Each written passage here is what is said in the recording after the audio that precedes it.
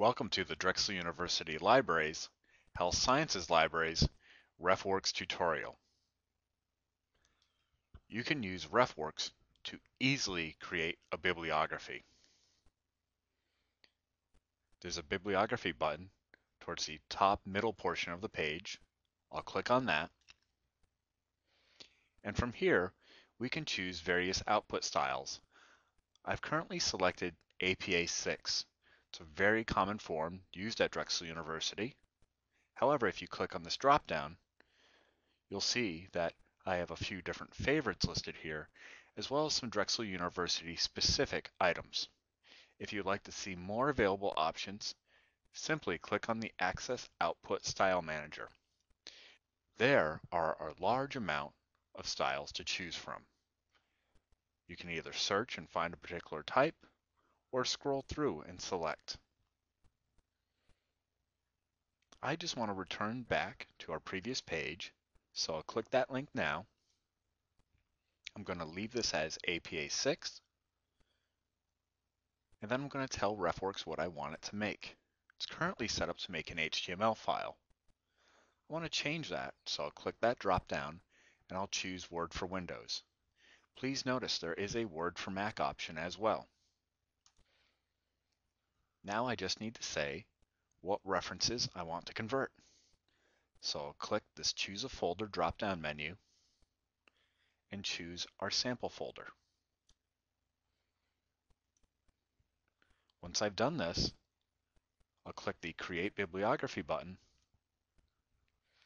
It will take those various references and change them into APA 6 format. Typically, you will need to click the Download It link here. That'll force the information through. Then we can open it up with Word. At this point, we have our information in APA 6 format.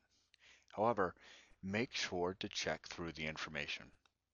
RefWorks helps quite a bit, but you always want to scan through and see if there might be any issues. One thing it does have trouble with is if there are proper names or proper nouns throughout the article title. Sometimes you might have to capitalize something. So make sure to look for that.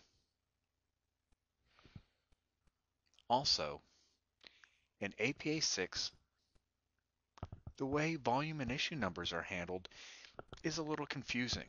If that journal happens to be continuous, meaning that the page numbers start with that first issue in issue 1, and in issue 2 would start with pages like 300, for example,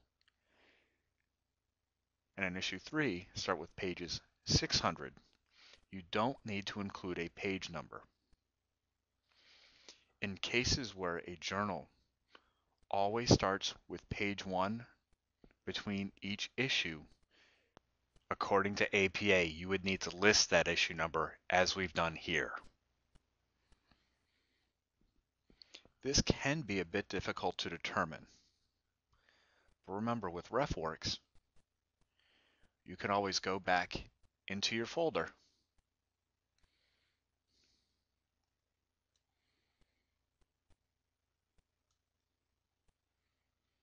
You could use the Get It button at that point.